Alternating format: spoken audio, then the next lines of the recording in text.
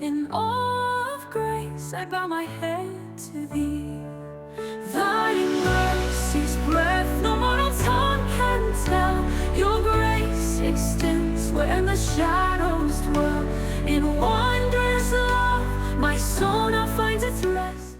Salut, comment vous allez? J'espère que vous allez bien. Bienvenue dans cette toute nouvelle vidéo. Là, je m'apprête un petit peu à aller à l'action et on va faire un petit date.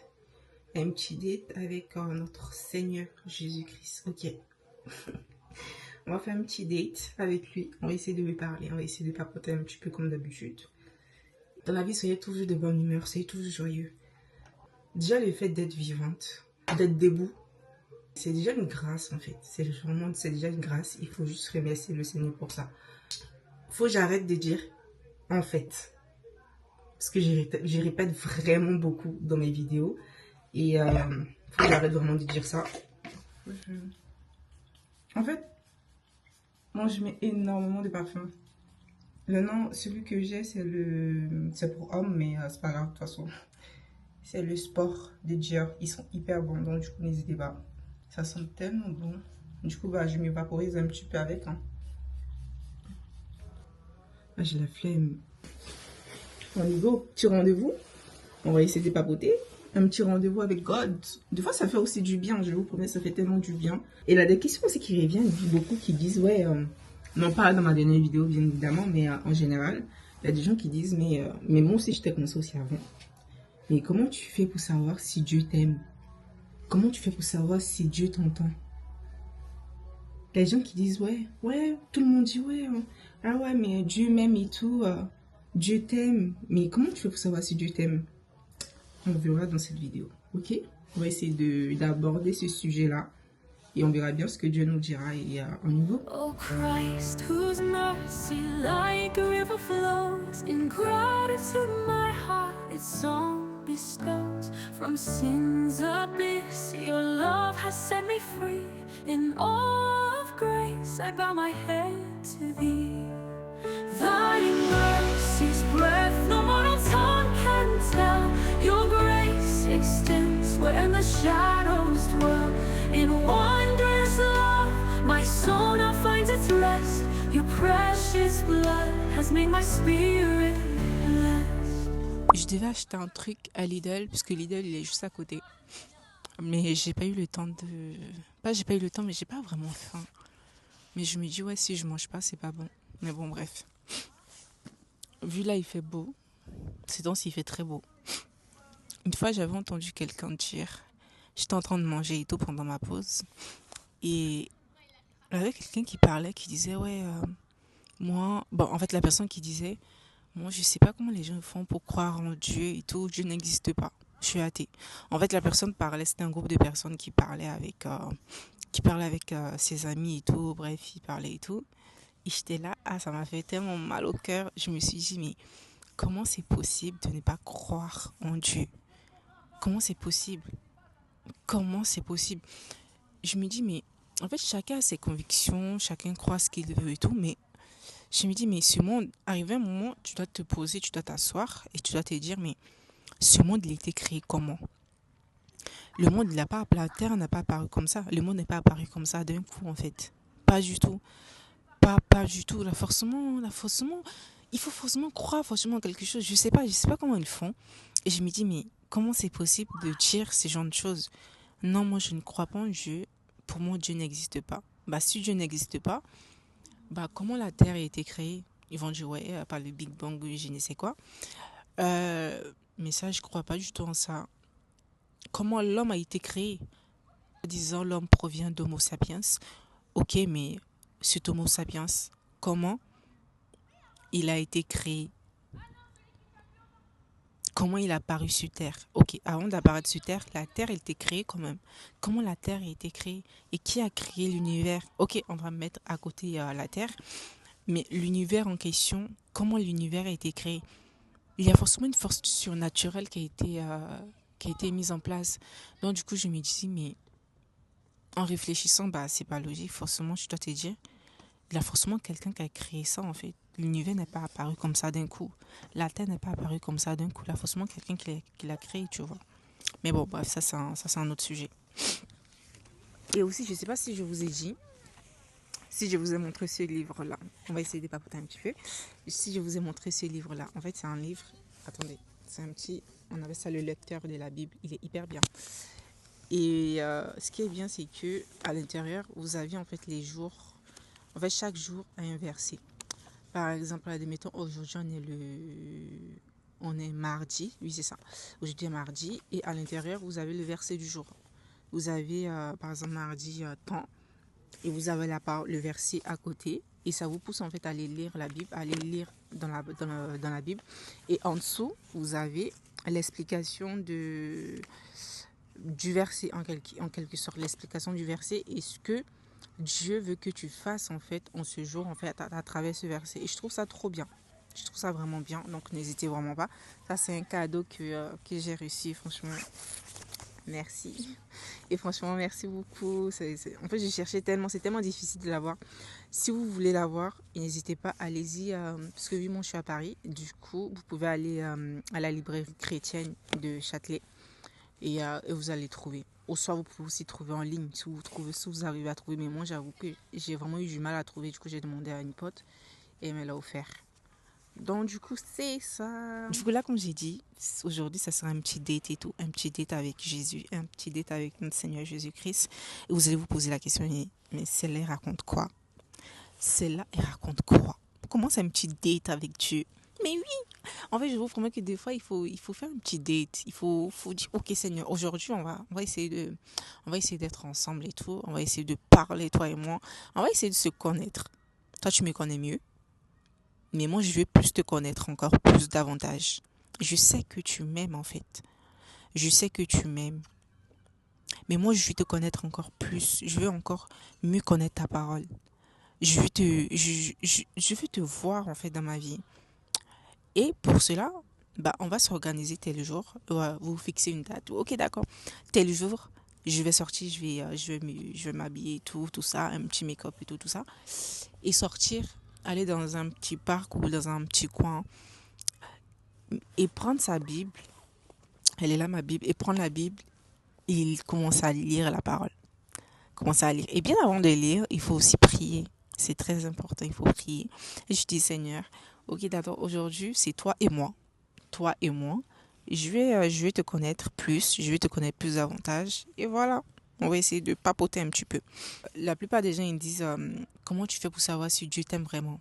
Une fois, là, même sur les réseaux sociaux, la plupart des chrétiens, ils disent aux autres, mais Dieu t'aime. Ok, d'accord, mais la personne va poser la question, Dieu m'aime, mais comment ça Dieu m'aime? Je ne sais pas si Dieu m'aime. C'est ça en fait le truc. Le truc, c'est que déjà même le fait d'être en vie, c'est une pure grâce en fait. Déjà d'être en vie, c'est vraiment une pure grâce. C'est la chance. Là, d'autres, ils n'ont pas eu en fait l'opportunité d'être en vie. Là, d'autres, ils sont malades, ils sont cloués sur un lit d'hôpital.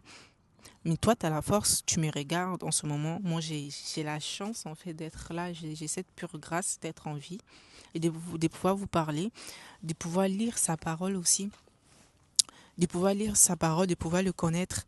Et ça, c'est tellement merveilleux. Et là, tu vas dire, même là, des événements qui t'arrivent dans ta vie, tu te dis, mais ça, si c'est pas Dieu, c'est qui, en fait? Si c'était pas Dieu, c'est qui pouvait débloquer cette situation? Donc, c'est là, en fait, il faut vraiment se poser la question. Et vous savez, dans la vie, on cherche quelque chose. On est là, on se pose énormément de questions. On cherche quelque chose, mais on ne trouve en personne. On est déçu par nos proches, par nos amis, par notre famille. Mais une fois que on se met dans la présence de Dieu, je ne sais pas si vous allez remarquer que on est comblé. On ne ressent plus ce vide-là en nous. Et ça, c'est l'amour, en fait, de Dieu en nous. Moi, c'est ça que j'aurais défini ça comme amour. Parfois, les gens dans la vie, ils nous rejettent. Ils ne nous considèrent pas. On appelle la même considération qu'on leur donne. La considération qu'on leur donne, c'est pas celle qu'on reçoit. Et c'est là qu'on se pose la question. C'est là qu'on se pose réellement cette question. Qui suis-je vraiment pour cette personne? Qui suis-je vraiment? Je suis pas là juste pour donner. Moi aussi, deux fois, j'aime recevoir, en fait. Je pense qu'on n'est pas... Je suis pas la seule. Des fois, tu te dis, mais j'ai l'habitude de donner, je donne, mais je reçois jamais en retour. Et tu te poses vraiment cette question, tu te dis, qui suis-je vraiment pour ces personnes-là? Qui suis-je vraiment pour cette personne en question? Le plus important en fait dans la vie, le plus important, ce n'est pas se poser ce genre de questions. Qui m'aime, qui ne m'aime pas? Qui suis-je pour cette personne? C'est pas ça le plus important. Le plus important, c'est l'amour de Dieu. L'amour que Dieu a pour toi. L'amour que Dieu a pour toi, c'est ça le plus important. Continue à faire du bien. Le bien ne se perd jamais en fait. Continue à faire toujours du bien. N'attends jamais que quelqu'un te fasse en retour ce que toi tu as fait pour cette personne.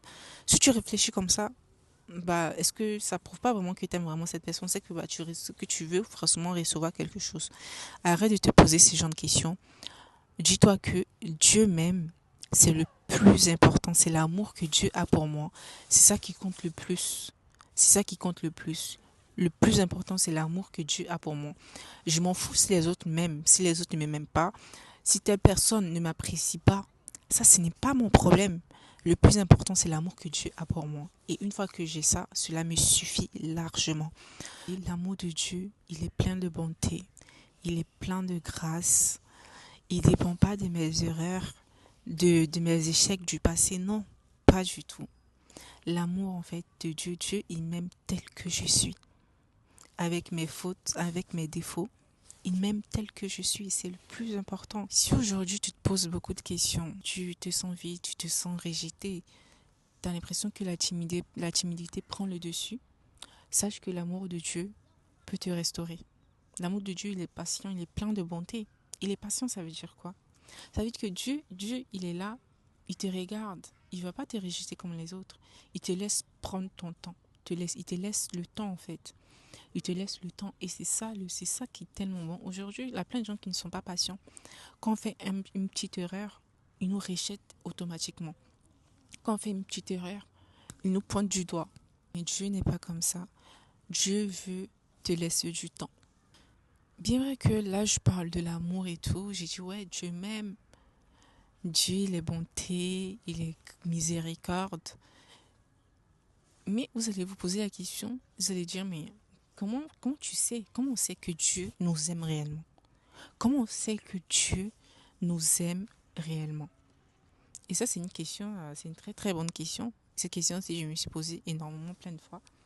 Je me suis dit, pour savoir si Dieu nous aime, on a juste à regarder notre vie. On a juste à regarder notre vie. Il y a des fois où on surmonte des épreuves qu'on ne pensait même pas surmonter. On ne pensait même pas réussir.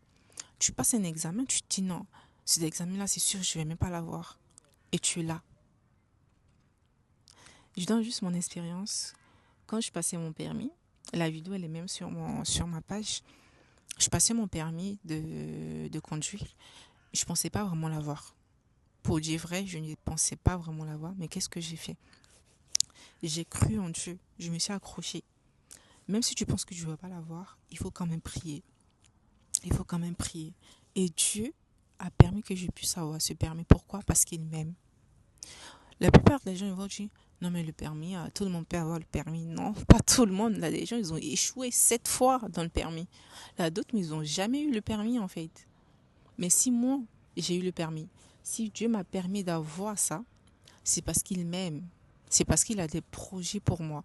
Et je parle aussi pour toi en fait. Si Dieu a permis que tu puisses surmonter des épreuves dans ta vie, Dieu a permis que tu puisses passer un examen, tu puisses l'avoir, c'est parce qu'il t'aime.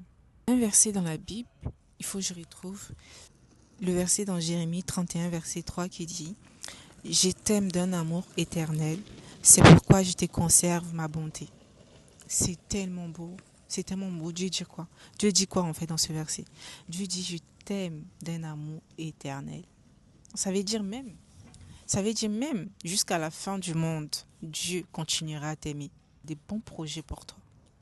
Il y a aussi un verset un verset de la Bible, toujours, qui parle aussi de l'amour de Dieu. Je pense que ce verset-là, tout le monde connaît. C'est dans Jean 3, verset 16, qui dit « Car Dieu a tant aimé le monde qu'il a donné son Fils unique, afin que quiconque croit en lui ne périsse point, mais qu'il ait la vie éternelle. » Dieu t'aimait tellement. Il t'aimait tellement qu'il a donné son Fils unique, son seul Fils unique, Jésus-Christ de Nazareth. qu'il a donné son seul fils unique pour que toi, tu sois sauvé, pour que moi, je sois sauvé, pour que j'ai la vie, pour que je sois en bonne santé. Si tu es en bonne santé, déjà le fait d'être en bonne santé, c'est tellement merveilleux. C'est pour ça que j'ai dit les gens qui disent non, Dieu n'existe pas. Dieu n'existe pas. Mais comment c'est possible? Comment c'est possible? Moi, je me pose vraiment ce genre de questions. Comment c'est possible? Je donne juste un exemple. L'univers a forcément été créé par quelqu'un, c'est sûr. Voilà. Je donne juste un exemple. Tu es dans une forêt. Et dans la forêt, tu marches et tout le tralala. Et tu vois par terre un stylo. Tu vois par terre un stylo. Mais le stylo que tu vois là par terre, le stylo, il n'est pas tombé tout seul du ciel. Il y a forcément quelqu'un qui a jeté ce stylo-là par terre. On est bien d'accord. Le stylo n'est pas apparu comme ça d'un coup. Il y a forcément quelqu'un qui a pris ce stylo-là et qui l'a jeté par terre. C'est pareil comme le monde. C'est pareil comme l'univers. C'est pareil comme toi, comme tu as été créé. Il y a forcément quelqu'un derrière qui a fait le processus que tu sois là, pour que tu sois en vie, pour que tu sois là. Il y a forcément quelqu'un derrière qui a créé la terre, qui a créé les animaux, qui a créé l'univers pour que nous soyons là. Pourquoi? Juste pour sa pure grâce en fait. Bref, jusque-là, je commence à avoir faim. Et je pense que je vais voir si je peux prendre un petit sandwich et tout pour manger, parce que mon ventre commence à... Thy sacrifice has cleansed my soul from stain. O Lamb of God, on cross exalted high, for us you bore the way, for us to die.